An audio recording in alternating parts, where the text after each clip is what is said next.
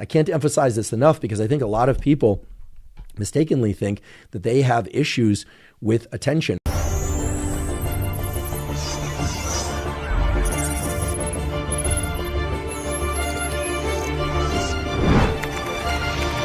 Welcome back to Biohacking Insights. Dr. Andrew Huberman is back with us today, and this time he's tackling a question that plagues many of us.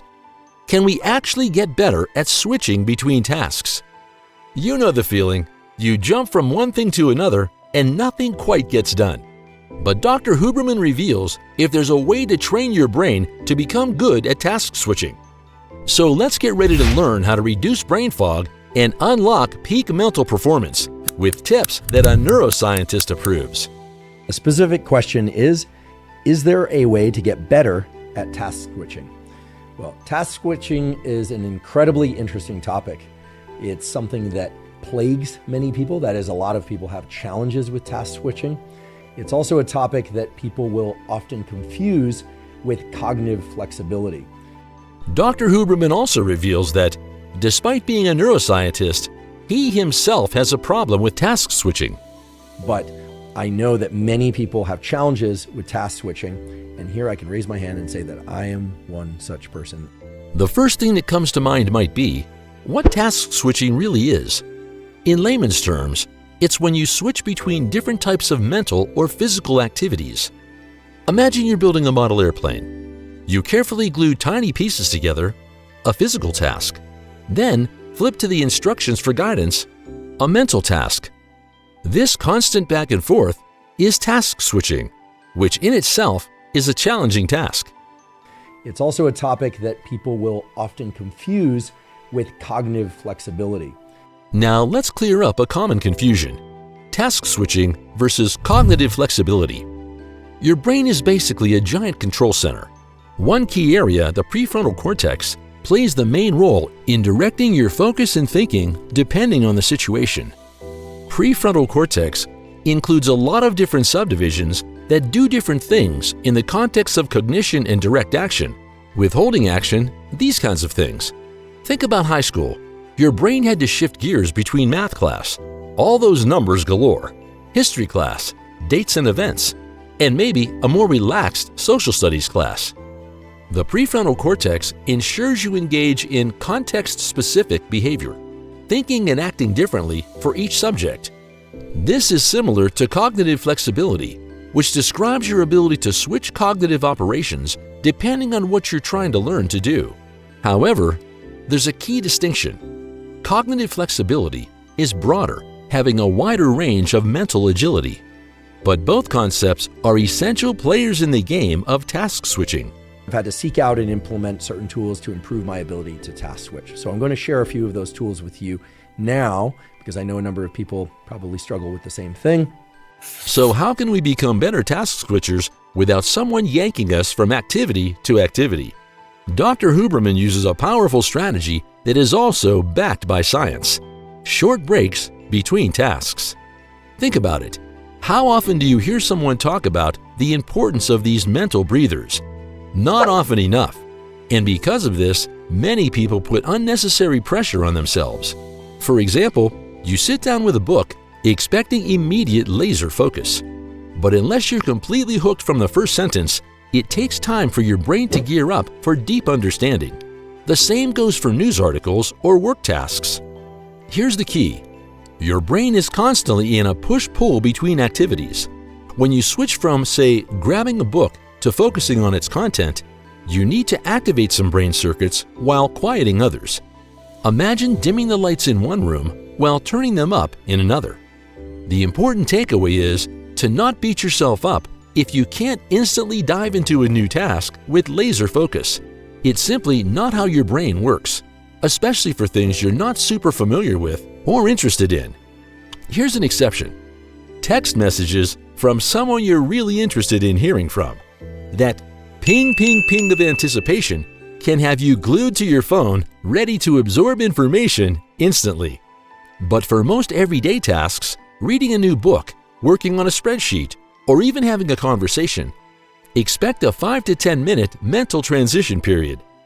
This is important because many people mistakenly believe they have attention problems when, in reality, their brains are just taking their natural sweet time to switch gears. So allow yourself a 5 to 10 minute mental transition period when switching tasks. This is because your brain needs to disengage from the previous activity and engage in the new one. So ditch the guilt if you can't instantly focus on a new book or spreadsheet.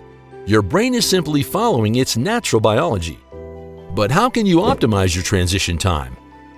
The point being that if you are deeply engaged in an activity, give yourself a little bit longer in the transition period between them. If you are sort of superficially involved in an activity, you need less of a transition period, but you need a transition period. What should come during that transition period? If I was in a deep trench of attention for that given thing, well, then you should give yourself slightly longer for this transition period, maybe 5 or even 10 minutes if you have that time. The ideal transition period depends on how deeply focused you were on the previous task. For light tasks like checking emails, a short transition, a few minutes might suffice. But if you were in a deep state of focus, allow a longer transition, 5 to 10 minutes.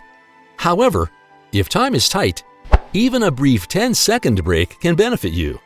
But you'll mess it up if you do this one thing. The most important thing to arrive in that transition period is a relative lack of attention to anything new. This is what's so destructive about the phone.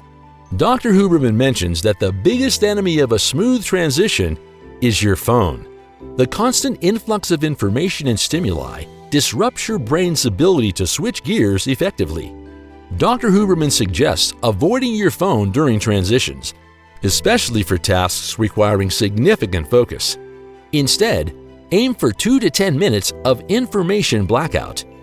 This doesn't mean complete sensory deprivation, but rather avoiding activity seeking new information. But by introducing these transition zones, or transition periods as we'll call them, of 2 to 10 minutes between different tasks, and making sure that within those transition periods, you are not bringing in new information.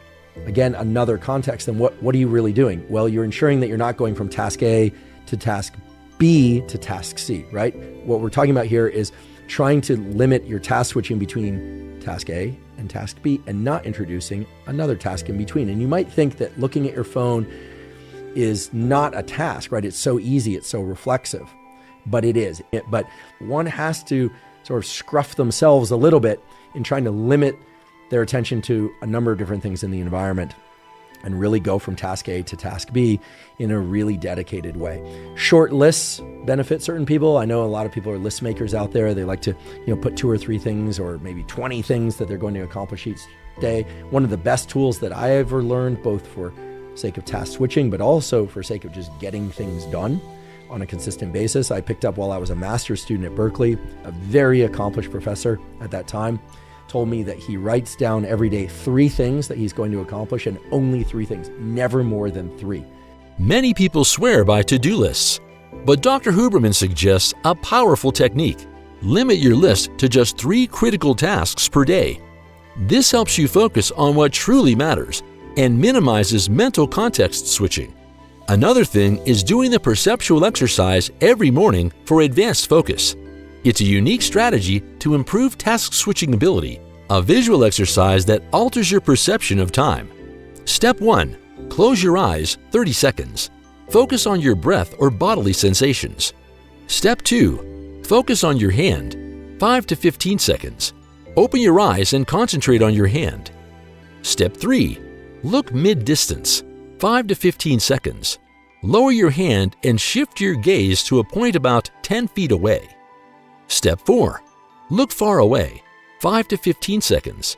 Focus your vision on the farthest point you can see. Step 5. Close your eyes again, 30 seconds. Return your attention to your breath and immediate surroundings. Repeat this entire sequence for about 2 minutes. So what is the science behind this, and why does it work? Dr. Huberman shares the science behind the exercise, which is to train your brain to shift its focus and perception of time.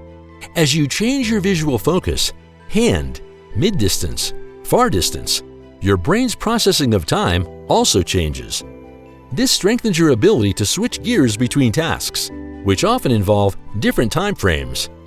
So to get better at task switching, you need to do this exercise regularly, even if it's just a few times a week. While these strategies can greatly enhance your task switching ability, it's safe to say that task switching can never be effortless. Our brains are still wired for focused attention. But by adding short breaks, knowing adaptation periods, and practicing the perceptual exercise, you can train your brain to become a much smoother gear shifter, ultimately boosting your productivity and focus. Don't forget to like, share, and subscribe to our YouTube channel so you don't miss out on any of our life-changing videos. If you enjoyed this video, our next video explains one of the coffee mistakes everybody makes, and Dr. Huberman's caffeine routine for peak performance. Stay tuned.